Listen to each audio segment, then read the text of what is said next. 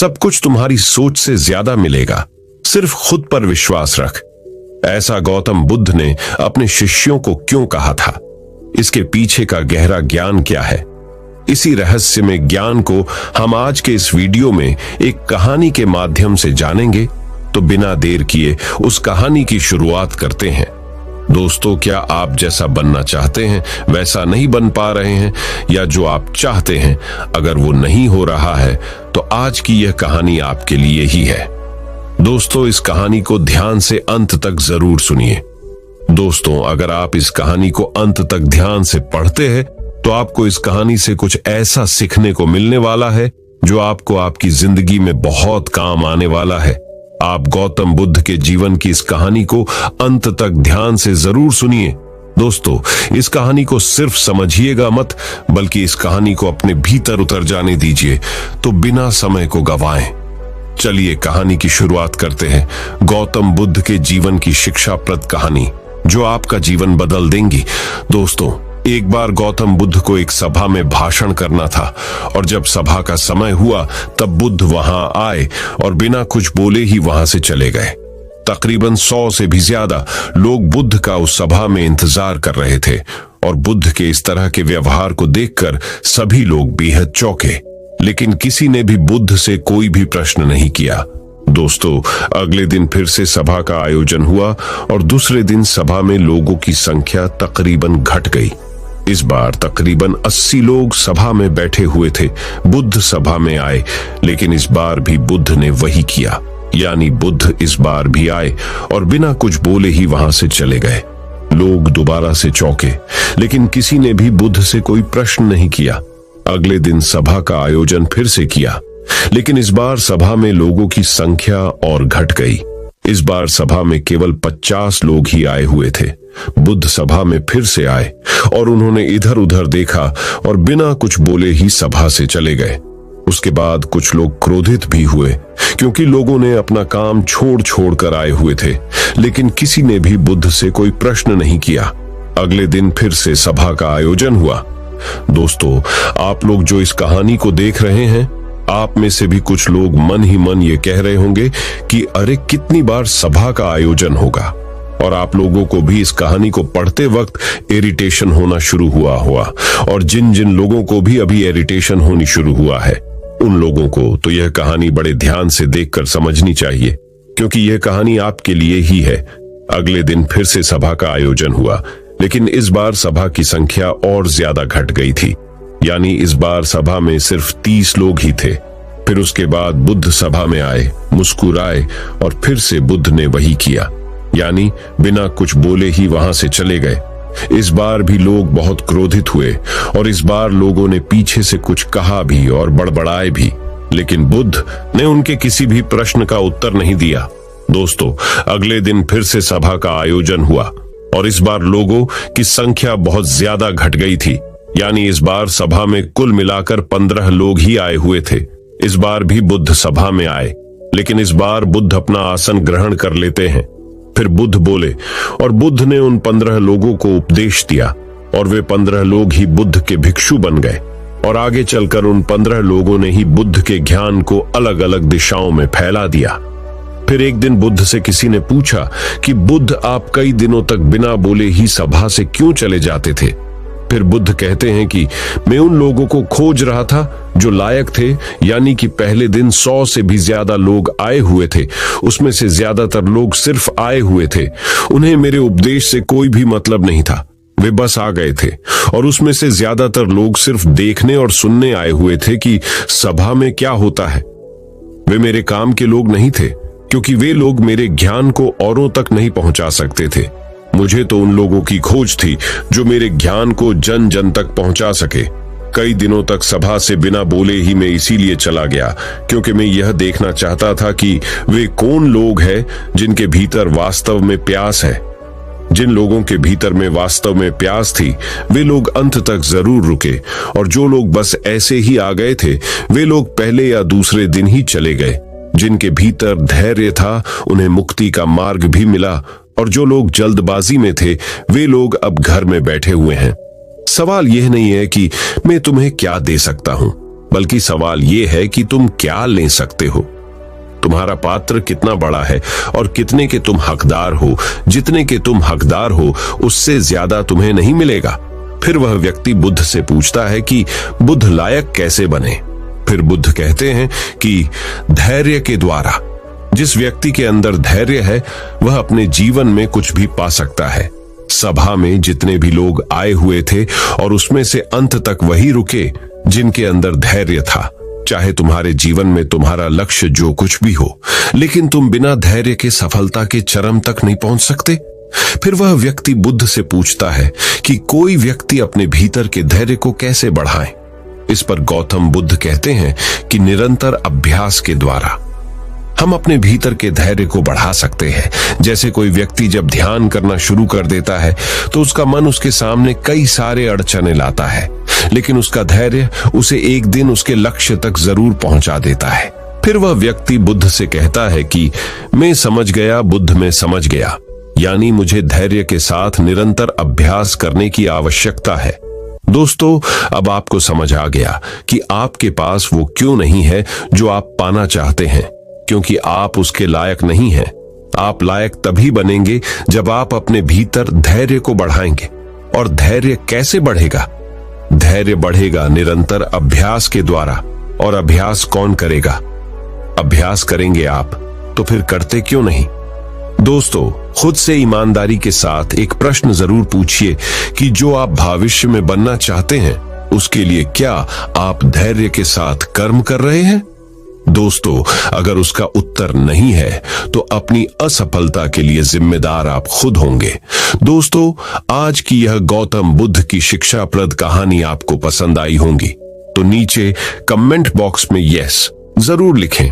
तो चलिए गौतम बुद्ध की दूसरी कहानी की शुरुआत करते हैं, जिसमें उन्होंने सफलता के रहस्यमयी 10 उपदेश दिए हैं। दोस्तों, अगर आप अपने लाइफ के हर एक क्षेत्र में सफलता प्राप्त करना चाहते हैं तो महात्मा बुद्ध के 10 उपदेश आपको सही रास्ते तक ले जाने में बहुत ज्यादा हेल्प करेंगे। तो दोस्तों, बिना समय को गंवाएं, चलिए जानते हैं गौतम बुद्ध के 10 उपदेश के बारे में जो आपकी जिंदगी बदल देंगे।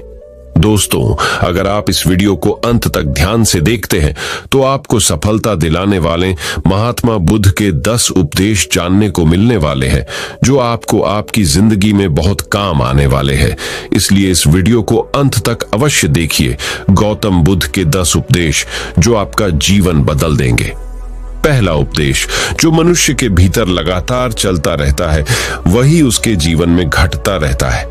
दोस्तों, अगर किसी व्यक्ति के भीतर हर समय काम वासना चलती रहती है तो उसके जीवन में काम वासना ही घटित होगी। यदि किसी के भीतर हर समय धन के विचार चलते रहते हैं तो उसके जीवन में धन ही घटित होगा।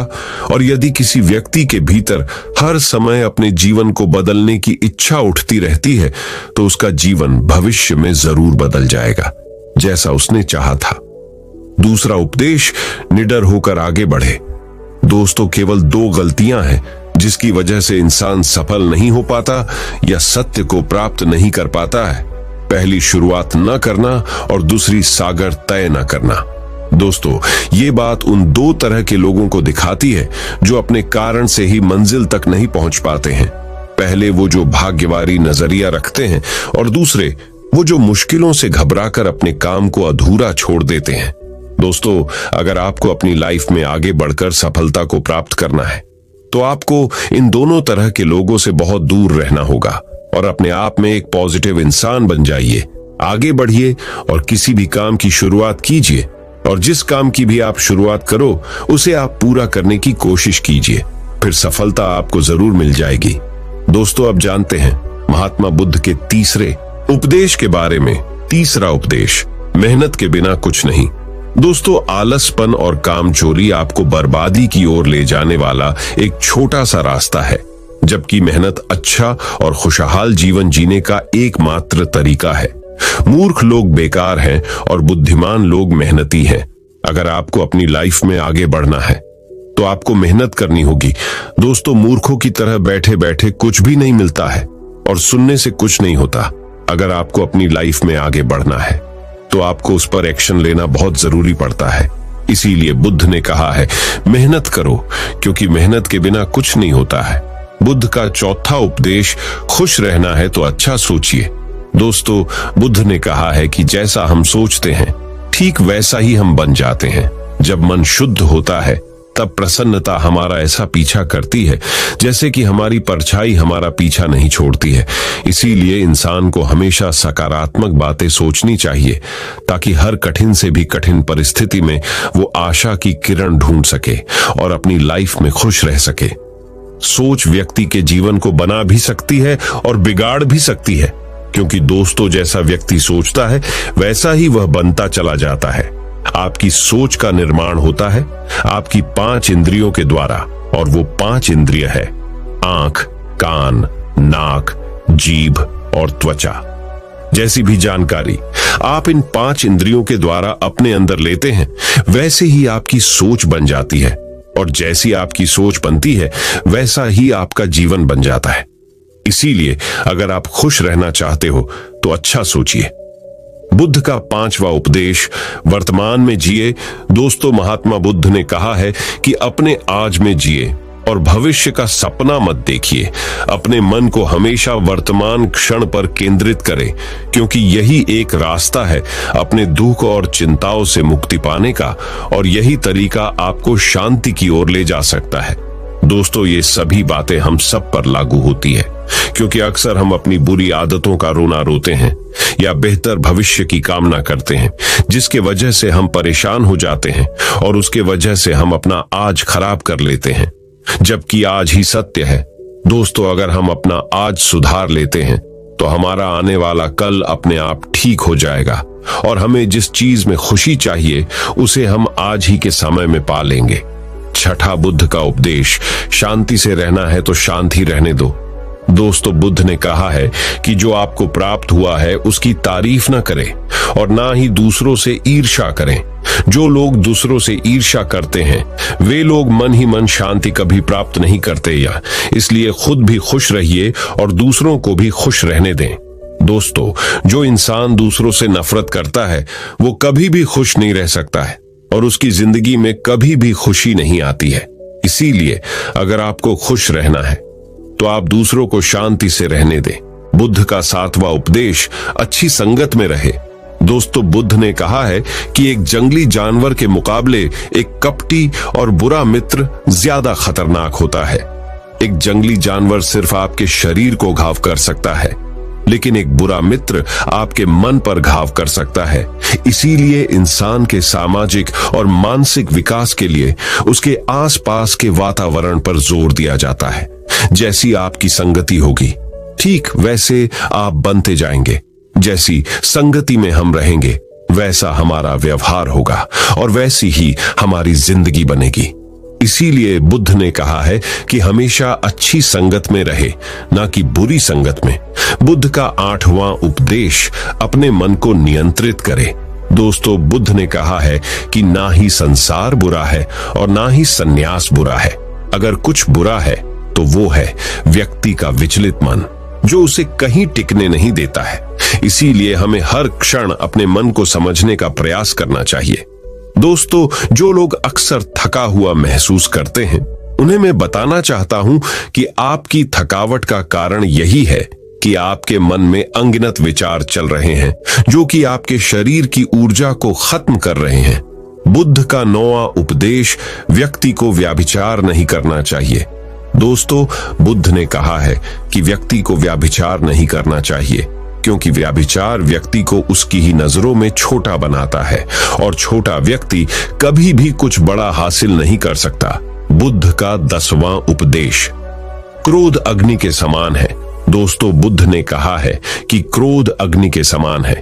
व्यक्ति उसे बुझाना तो चाहता है, लेकिन वह उसमें सूखी लकड़ियां डालता है, जिसके कारण वह बुझने के बजाय और भी ज्यादा बढ़ता है। यदि आप अपने क्रोध को खत्म करना चाहते हो तो उसे भोजन देना बंद कर देना होगा। दोस्तों, क्रोध का भोजन है बेवजह की इच्छाएं, अहंकार और जागरूकता की कमी और नासमझी। यदि आप क्रोध को ये सभी भोजन नहीं दोगे तो आपको क्रोध कभी नहीं आएगा। दोस्तों, ये थे वो गौतम बुद्ध के द्वारा दिए उपदेश। आप सभी को कैसे लगे नीचे कमेंट बॉक्स कमेंट करके जरूर बताएं। तो चलिए दोस्तों, अब हम गौतम बुद्ध से जानेंगे दुखों से मुक्ति कैसे पाएं। उसके ऊपर एक प्रेरणादायक कहानी हम आपको अभी सुनाएंगे। तो चलिए उस कहानी की शुरुआत करते हैं। दुखों से मुक्ति की प्रेरणादायक कहानी। दोस्तों, एक बार पहाड़ों के बीच बसे एक छोटे से गांव में प्रिया नाम की एक महिला रहती थी। प्रिया ने अपने जीवन में बहुत दुखों का अनुभव किया था। उसने कम उम्र में अपने माता पिता को खो दिया था और एक ऐसे व्यक्ति से शादी कर ली थी जो उससे प्यार नहीं करता। प्रिया का पति शराबी था और अक्सर उसे शारीरिक और भावनात्मक रूप से प्रताड़ित करता था। प्रिया ने कई वर्षों तक इस दर्द को सहा था। एक दिन वह इसे सहन नहीं कर सकी और उसने यह फैसला किया कि वह उस दुख से मुक्त होना चाहती है जिसने इतने लंबे समय तक उसके जीवन को त्रस्त कर रखा था। वह जानती थी कि अगर वह एक सुखी जीवन जीना चाहती है या स्वतंत्रता का अनुभव करना चाहती है तो उसे अपना घर छोड़ना होगा। इसलिए एक रात उसने अपना एक छोटा सा बैग पैक किया और घर से निकल गई। प्रिया ने अपने गहने भी रख लिए थे जिन्हें बेचकर वह अपने सफर में आगे बढ़ सकती थी। जब वह सुनसान सड़क पर चल रही थी तो उसे राहत का एहसास हुआ। लंबे समय में पहली बार उसे लगा कि उसका अपने जीवन पर नियंत्रण है। प्रिया को नहीं पता था कि वह कहां जा रही है, लेकिन वह जानती थी कि उसे आगे बढ़ते रहना है। दिन हफ्तों में बदल गए और प्रिया अपने घर से बेहद दूर आ चुकी थी। उसे रास्ते में कई बाधाओं का सामना करना पड़ा, लेकिन वह आगे बढ़ती गई।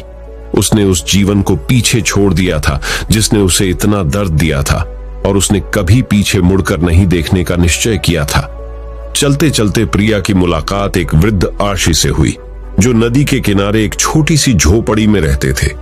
प्रिया ने राशि से पूछा कि क्या वह उस दुख से मुक्ति पाने में उसकी मदद कर सकते हैं जिसने उसके जीवन को बर्बाद कर दिया था। आशी ने प्रिया को देखा और कहा, बच्ची, दुख से मुक्ति अपने आप बाहर नहीं मिल सकती। यह मन की एक अवस्था है जिसे व्यक्ति को भीतर से विकसित करना चाहिए।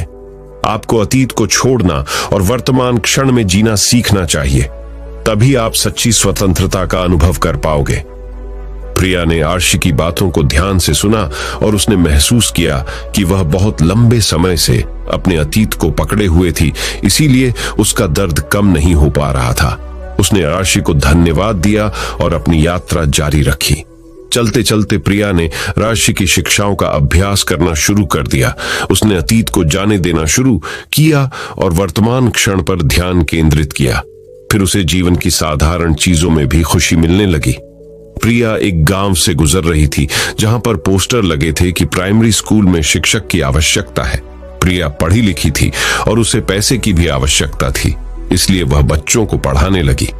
एक दिन प्रिया लोगों के एक समूह से मिली जो आग के चारों ओर इकट्ठा थे।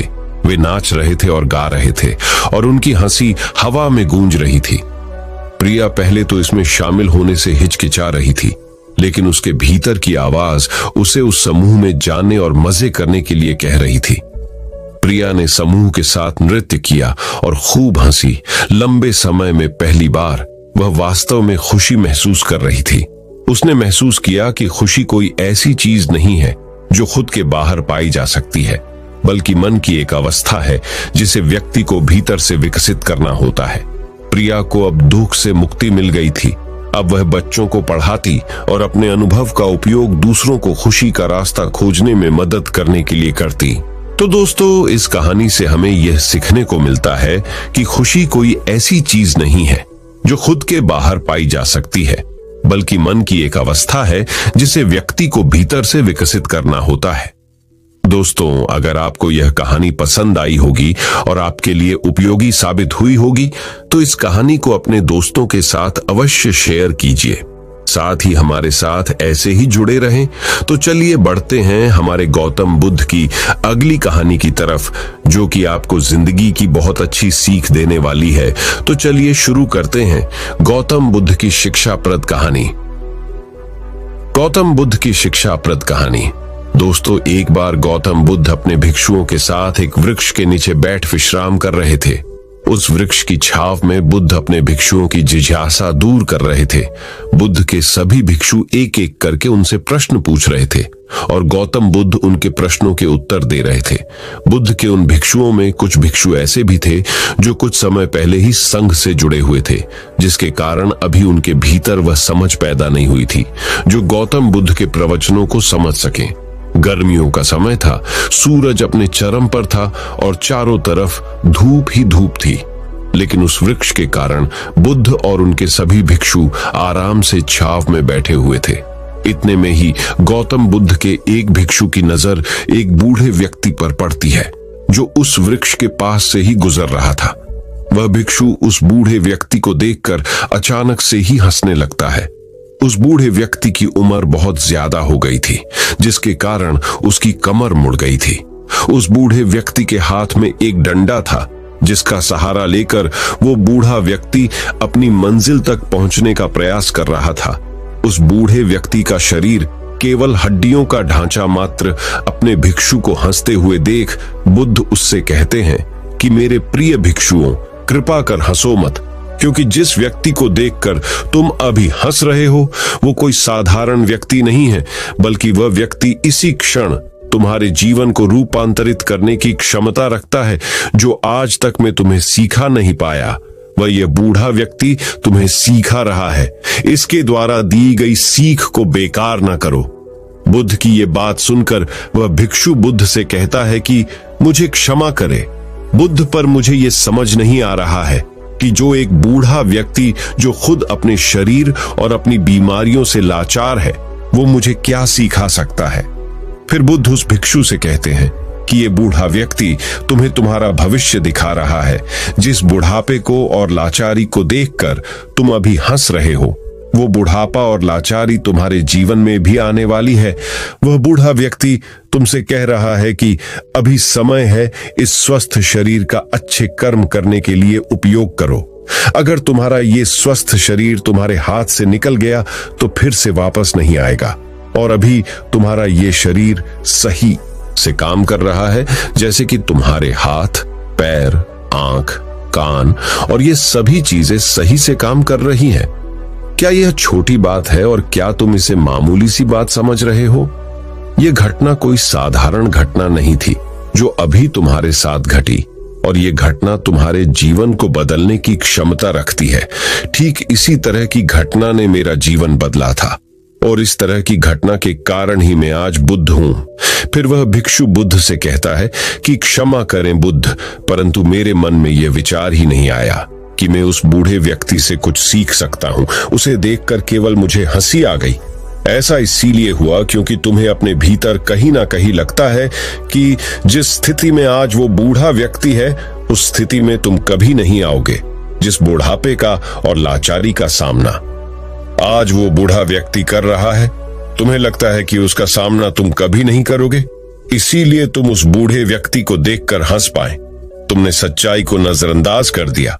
अगर तुम सच्चाई को देख लेते तो चाहकर भी अपने आंखों के आंसुओं को नहीं रोक पाते, परंतु तुमने सत्य को अनदेखा कर दिया और तुम बहुत बड़ी संभावना से चूक गए।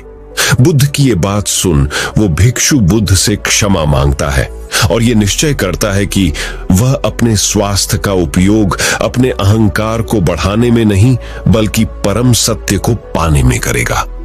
दोस्तों, जो लोग इस कहानी को पढ़ रहे हैं, हो सकता है कि आप बड़ी बड़ी समस्याओं में हो, या हो सकता है कि आप परेशानियों में हो, लेकिन फिर भी एक बात को हमेशा ध्यान में रखना है कि जब तक आपका स्वास्थ्य ठीक है, तब तक आप किसी भी बड़ी से बड़ी समस्या से बाहर आ सकते हैं।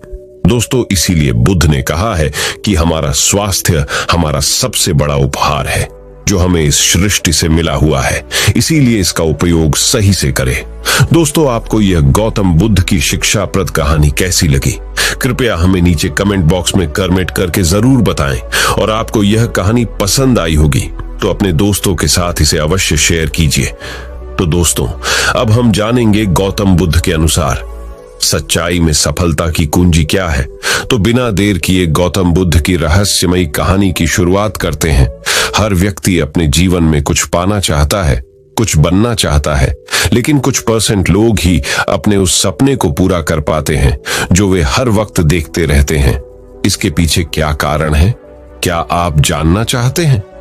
अगर हाँ, तो यह कहानी आपके लिए ही है।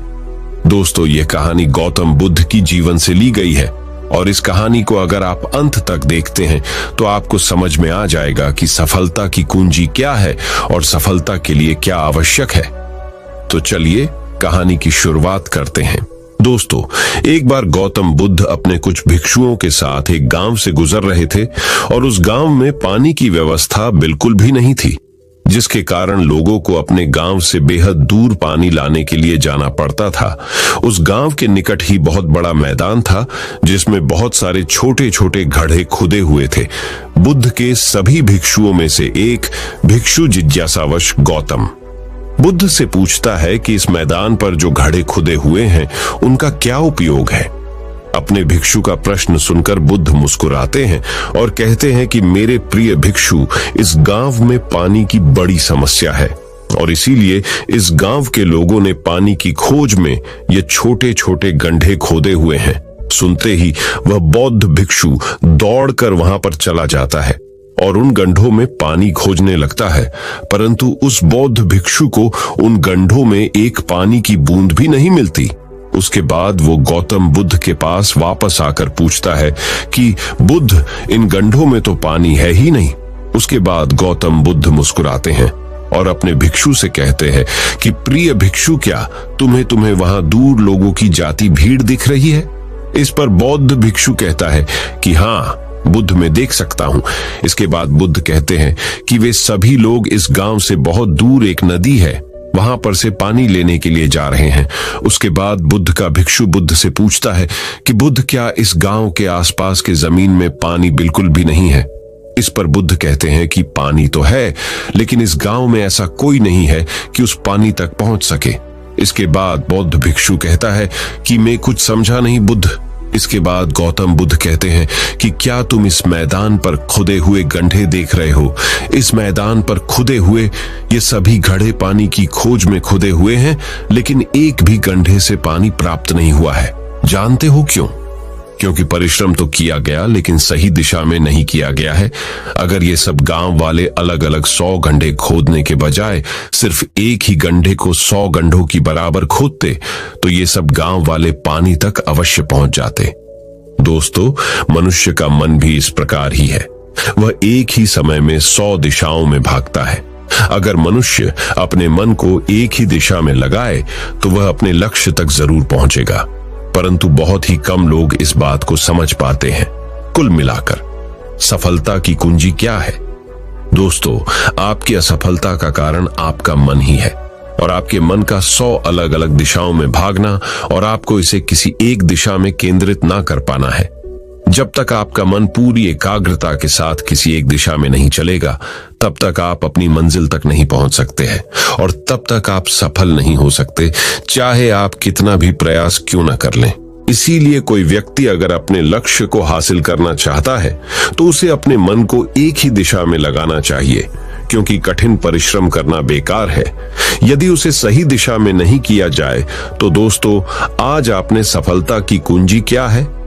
कहानी के जरिए यह सीखा कि कठिन परिश्रम करना बेकार है यदि उसे सही दिशा में नहीं किया जाए। तो दोस्तों, चलिए बढ़ते हैं हमारे आखिरी कहानी की तरफ, जो कहानी है भाग्य के ऊपर, कि भाग्य का लिखा कभी नहीं मिटता। इस विषय पर हम गौतम बुद्ध की एक रहस्यमयी कहानी आपको सुनाएंगे।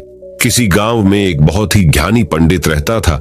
एक दिन वह अपने बचपन के दोस्त से मिलने के लिए दूसरे गांव में जा रहा था।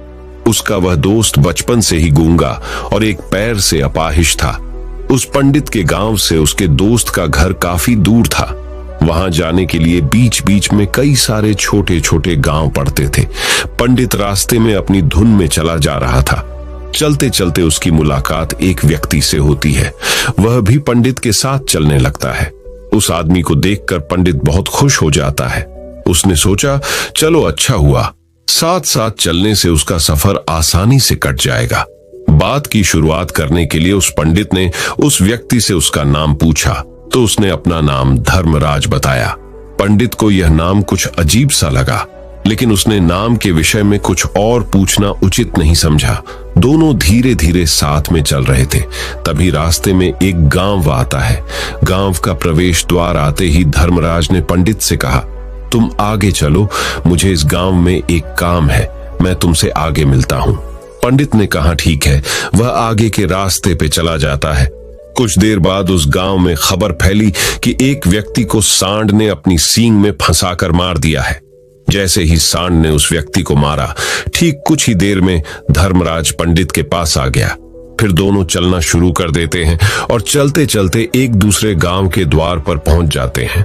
उस गांव के बाहर एक बड़ा और विशाल मंदिर बना हुआ था। वहां पर आराम करने की सुविधा काफी बढ़िया लग रही थी। पंडित के दोस्त का घर अभी वहां से बहुत दूर था और रात भी होने वाली थी। तो पंडित ने धर्मराज से कहा, रात होने वाली है, पूरे दिन चलते चलते थक भी चुके हैं और भूख भी लग रही है, तो यहाँ पर भोजन करके यहीं पर हम विश्राम कर लेते हैं, फिर सुबह के समय आराम से आगे की यात्रा जारी करेंगे। धर्मराज ने कहा ठीक है, मुझे इस गांव में किसी को कुछ जरूरी सामान देने जाना है, तुम भोजन करके आराम करो, मैं बाद में आकर भोजन कर लूंगा। इतना कहकर वह वहां से चला जाता है। लेकिन उसके जाते ही कुछ ही देर बाद धुआं उठता हुआ दिखाई देता है और देखते ही देखते पूरे गांव में आग लग जाती है। पंडित ने हैरानी से सोचा कि यह धर्मराज जहां भी जाता है वहां कोई ना कोई अनहोनी जरूर हो जाती है, कुछ तो गड़बड़ है इस व्यक्ति में। लेकिन पंडित ने रात्रि में धर्मराज से कुछ भी पूछना उचित नहीं समझा। सुबह होते ही दोनों फिर से अपनी यात्रा शुरू कर देते हैं। कुछ देर चलने के बाद रास्ते में फिर से एक गांव आता है। धर्मराज ने फिर पंडित से कहा, आप आगे चलिए, मुझे इस गांव में अपने मित्र से मिलने जाना है, मैं अपने दोस्त से मिलने के बाद आगे रास्ते में मिलूंगा। यह कहकर धर्मराज वहां से चला गया।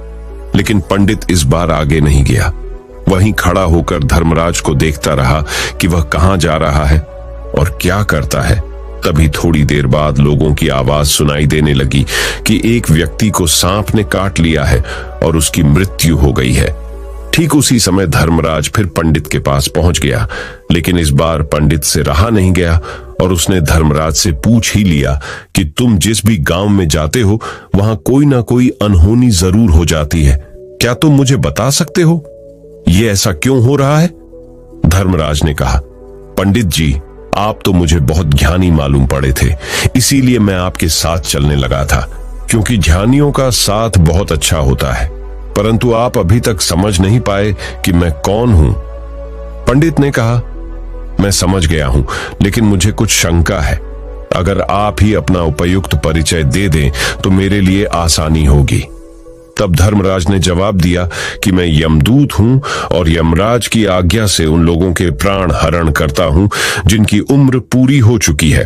हालांकि पंडित को पहले से ही इस बात की आशंका थी, फिर भी धर्मराज के मुंह से ये बातें सुनकर वह घबरा गया।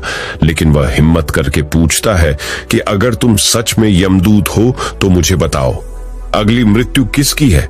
धर्मराज ने जवाब दिया, अगली मृत्यु तुम्हारे उसी मित्र की है जिससे तुम मिलने जा रहे हो, और उसकी मृत्यु का कारण भी तुम ही बनोगे। ये बात सुनकर पंडित सहम गया और सोच में पड़ गया कि अगर सच में यह धर्मराज यमदूत हुआ तो उसकी बात भी सच होगी और उसके कारण मेरे बचपन के सबसे अच्छे मित्र की मृत्यु हो जाएगी। तो सबसे अच्छा तो यही होगा कि मैं अपने मित्र से मिलने ही ना जाऊं, कम से कम मैं उसकी मृत्यु का कारण तो नहीं बनूंगा। धर्मराज ने मुस्कुराते हुए कहा, तुम जो सोच रहे हो वो सब मुझे पता है, मगर तुम्हारे अपने मित्र से मिलने ना जाने से नियति नहीं बदल जाएगी। तुम्हारे मित्र की मृत्यु तो निश्चित है और वह अगले कुछ ही पलों में घटित होने वाली है। महाकाल के मुंह से ऐसी बातें सुनकर पंडित को झटका लगा, क्योंकि महाकाल ने पंडित के मन की बातें पढ़ ली थी, जो कि एक सामान्य व्यक्ति के लिए संभव नहीं है। अब पंडित को विश्वास हो गया कि यह धर्मराज सचमुच में यमदूत ही है। जब पंडित को यह पूर्ण विश्वास हो गया कि धर्मराज जी यमदूत है तो वह घबरा गया। वह अपने मित्र की मृत्यु का कारण नहीं बनना चाहता था, इसलिए वह पलटकर अपने गांव की तरफ वापस जाने लगा। लेकिन जैसे ही पंडित वापस जाने के लिए मुड़ा, उसने देखा कि उसका मित्र तेजी से उसकी तरफ चला आ रहा है, जो कि पंडित को देखकर अत्यंत प्रसन्न दिखाई पड़ रही थी। अपने मित्र के आने की गति को देखकर पंडित को ऐसा लगा कि जैसे उसका मित्र काफी देर से उसका ही पीछा कर रहा है, लेकिन वह बचपन से ही गूंगा था और एक पैर से लंगड़ा भी था। इसलिए ना तो वह पंडित को आवाज देकर रोक पाया था और ना ही उस तक पहुंच पा रहा था। लेकिन जैसे ही वह पंडित के पास पहुंचा, अचानक ही जमीन पर गिर पड़ा और उसकी मृत्यु हो गई। पंडित हक्का बक्का होकर धर्मराज की ओर देखने लगा, जैसे कि वह पूछना चाह रहा हो कि आखिर क्या हुआ। धर्मराज पंडित के मन में उठ रहे प्रश्नों को समझ गया और बोला, तुम्हारे मित्र ने पिछले गांव में ही तुम्हें देख लिया था और मैं वहीं से ही तुम्हारा पीछा कर रहा था, लेकिन गूंगा और लंगड़ा होने की वजह से वह तुम तक नहीं पहुंच पाया। उसने अपनी पूरी ताकत लगाकर तुम तक पहुंचने का प्रयास किया, लेकिन बुढ़ापे में बचपन जैसी ताकत नहीं होती, इसलिए हार्ट अटैक होने के कारण उसकी मृत्यु हो गई।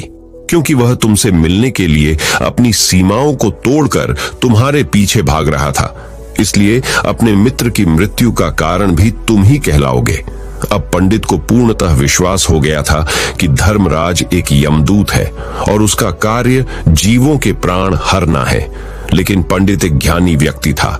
वह यह भी जानता था कि मृत्यु पर किसी का वश नहीं है, सबको एक न एक दिन मरना ही है। यही सोचकर उसने अपने आप को संभाल लिया। लेकिन अचानक ही पंडित के मन में अपनी मृत्यु के बारे में जानने की इच्छा हुई। इसलिए उसने धर्मराज से पूछा कि जब मृत्यु मेरे दोस्त की होनी थी तो तुम शुरू से ही मेरे साथ क्यों चल रहे थे? यह प्रश्न सुनकर धर्मराज जोर से हंसा और बोला, मैं तो हर पल हर क्षण सभी के साथ चलता हूं, किंतु लोग पहचान नहीं पाते, क्योंकि लोगों के पास अपनी समस्याओं के अलावा किसी और व्यक्ति, वस्तु या घटना के बारे में सोचने, समझने या उसे देखने का समय ही नहीं होता। पंडित ने कहा, तो क्या तुम ये बता सकते हो कि मेरी मृत्यु कब, कहां और कैसे होगी? महाकाल ने कहा, हालांकि किसी भी सामान्य जीव के लिए अपनी मृत्यु के बारे में जानना ठीक नहीं है, क्योंकि कोई भी जीव हो वो अपनी मृत्यु के बारे में जानकर बहुत दुखी हो जाता है। हालांकि तुम ज्ञानी व्यक्ति मालूम पड़ते हो और तुमने जिस तरीके से अपने मित्र की मृत्यु को सहन कर लिया है, उसे देखकर लगता है कि तुम अपनी मृत्यु के बारे में जानकर भी दुखी नहीं होगे। तो तुम्हारी मृत्यु आज से ठीक 6 महीने बाद आज ही के दिन किसी दूसरे राज्य में फांसी लगने से होगी। और सबसे हैरानी की बात तो ये होगी कि तुम स्वयं ही खुशी से उस फांसी को स्वीकार कर लोगे। इतना कहकर धर्मराज वहां से चला गया, क्योंकि अब धर्मराज के पास पंडित के साथ चलते रहने का कोई कारण न था। इसके बाद पंडित ने अपने मित्र के शरीर का अंतिम संस्कार किया और यथाशक्ति उसके क्रियाकर्म करके अपने गांव वापस आ गया। लेकिन कोई व्यक्ति कितना भी ज्ञानी क्यों ना हो, अपनी मृत्यु के बारे में जानकर दुखी तो होता ही है और मृत्यु से बचने का कोई ना कोई उपाय भी खोजता है। तो पंडित ने भी वही किया। क्योंकि पंडित विद्वान था, इसलिए उसकी पहचान उस राज्य के राजा तक थी। पंडित ने सोचा कि राजा के पास तो कई सारे ज्ञानी मंत्री हैं, वो मेरी मृत्यु से संबंधित समस्या का कोई ना कोई समाधान निकाल ही लेंगे। पंडित यही सब सोचता हुआ राज दरबार में पहुंच जाता है और राजा से सारी घटना के बारे में बताता है। राजा ने अपने मंत्रियों को सारी समस्या बताई और उनसे सलाह मांगी। अंत में सभी ने विचार विमर्श करके कहा, अगर पंडित की बात सही है तो उसकी मृत्यु भी 6 महीने बाद ही होगी। लेकिन मृत्यु तो तब होगी जब वह किसी दूसरे राज्य में जाएगा। यदि वह किसी दूसरे राज्य में जाए ही ना तो मृत्यु ही नहीं होगी। मंत्रियों की यह सलाह राजा को भी सही लगी। इसके बाद पंडित के रहने की सारी व्यवस्था महल में ही कर दी गई और राजा के आदेश के बिना उस पंडित से किसी को भी नहीं मिलने दिया जाता था। लेकिन पंडित कहीं भी आ जा सकता था ताकि पंडित को ये ना लगे कि वो राजा की कैद में है। परंतु पंडित डर के मारे स्वयं ही कहीं आता जाता नहीं था। धीरे धीरे महीने गुजर गए और पंडित की मृत्यु का समय नजदीक आने लगा और अंततः वह भी दिन आ गया जिस दिन पंडित की मृत्यु होनी थी। तो जिस दिन पंडित की मृत्यु होनी थी उसके एक रात पहले पंडित डर के मारे जल्दी ही सो गया ताकि जल्दी से वह रात बीत जाए और अगला दिन आ जाए ताकि मृत्यु टल सके। लेकिन पंडित को नींद में चलने की बीमारी थी और अपनी इस बीमारी के बारे में वह स्वयं ही नहीं जानता था। तो फिर राजा, मंत्री या किसी वैद्य को इसके बारे में बताने का कोई प्रश्न ही नहीं उठता। पंडित अपनी मृत्यु को लेकर बहुत चिंतित था। वह पिछले कई दिनों से ठीक से सो भी नहीं पा रहा था और नींद में चलने की बीमारी भी तभी होती है जब व्यक्ति ठीक से सो नहीं पा रहा हो। तो उस रात भी पंडित को नींद में चलने का दौरा पड़ा। वह उठा और महल से निकलकर अस्तबल में गया। क्योंकि पंडित राजा का खास मेहमान था, इसलिए किसी भी पहरेदार ने उसे नहीं रोका और न ही किसी तरह की कोई पूछताछ की। अस्तबल में पहुंचकर वह सबसे तेज चलने वाले घोड़े की पीठ पर सवार होकर नींद में ही अपने राज्य की सीमा से बाहर दूसरे पड़ोसी राज्य में चला गया। इतना ही नहीं, वह दूसरे राज्य के राजा के महल में पहुंच उस महल के पहरेदारों ने भी उसे नहीं रोका और ना ही कोई पूछताछ की। सभी लोग रात्रि का अंतिम प्रहार होने के कारण गहरी नींद में थे। वह पंडित सीधे राजा के सैन्य कक्ष में पहुंचा, जहां राजा और रानी सो रहे थे। वह पंडित वहीं जाकर सो गया। सुबह हुई तो राजा ने पंडित को रानी के बगल में सोया हुआ देखा तो है बहुत क्रोधित हो गया। राजा ने पंडित को कैद करने का आदेश दे दिया। पंडित गिरफ्तार हो गया, लेकिन पंडित तो भौचक्का था। उसे तो कुछ समझ नहीं आ रहा था कि आखिर वह दूसरे राज्य में और राजा के सैन्य में कैसे पहुंचा। लेकिन वहां उसकी ये सब सुनने वाला कोई नहीं था। राजा ने पंडित को दरबार में पेश करने का आदेश दिया।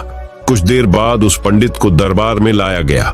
पंडित को देखते ही राजा इतना आग बबूला हो गया कि उसे फांसी पर चढ़ा देने का हुक्म सुना दिया।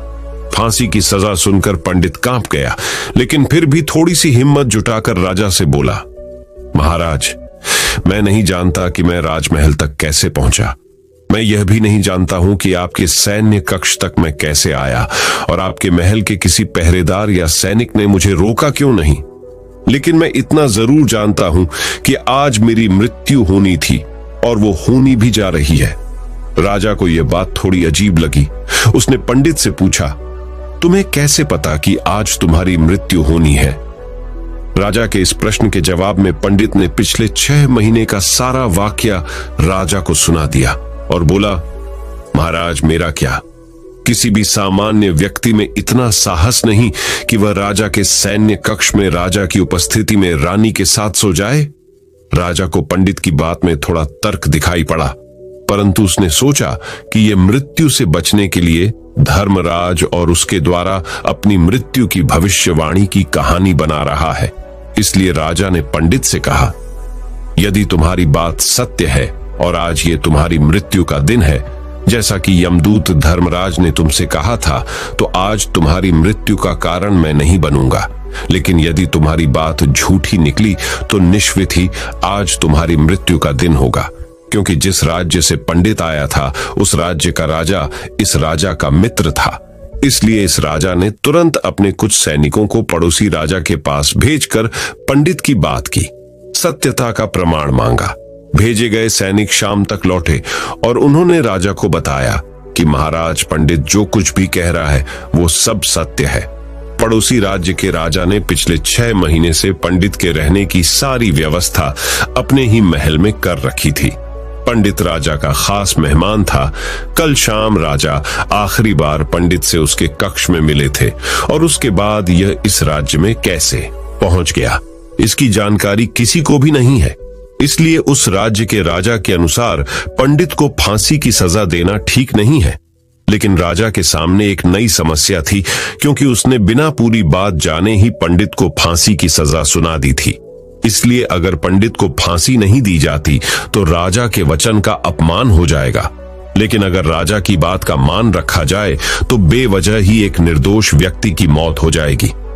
राजा ने अपने सभी मंत्रियों से इस बारे में सुझाव मांगा तो मंत्रियों ने राजा को सुझाव दिया कि महाराज, पंडित को एक कच्चे सूत के धागे से फांसी लगवा दी जाए। इससे आपके कथन का भी मान रह जाएगा और कच्चे सूत के धागे से पंडित को फांसी भी नहीं लगेगी और उसके प्राण भी बच जाएंगे। राजा को मंत्रियों का यह सुझाव पसंद आया और उसने ऐसा ही करने का आदेश दे दिया। पंडित के लिए कच्चे सूत के धागे से फांसी का फंदा बनाया गया और नियम के अनुसार पंडित को फांसी पर चढ़ाया जाने लगा। सभी लोग बहुत खुश थे कि ना तो पंडित मरेगा और ना ही राजा का वचन खाली जाएगा। पंडित को भी पूर्ण विश्वास था, ये सूत के धागे से तो उसकी मृत्यु हो ही नहीं सकती, इसलिए उसी पर चढ़ने के लिए तैयार हो गया। जैसा कि धर्मराज ने भविष्यवाणी की थी कि तुम खुद ही अपनी फांसी को स्वीकार करोगे। लेकिन जैसे ही पंडित को फांसी दी गई, सूत का धागा तो टूट गया, लेकिन टूटने से पहले उसने अपना काम कर दिया था। पंडित के गले की एक नस सूत के धागे के झटके से कट चुकी थी और पंडित जमीन पर पड़ा तड़प रहा था। उसी पल उसके गले से खून की फुहार निकल रही थी और देखते ही देखते पंडित का शरीर पूरी तरह से शांत हो गया। सभी लोग आश्चर्यचकित थे और पंडित को मरता हुआ देख रहे थे। किसी को विश्वास नहीं हो रहा था कि कच्चे सूत के धागे से भी किसी इंसान की मृत्यु हो सकती है।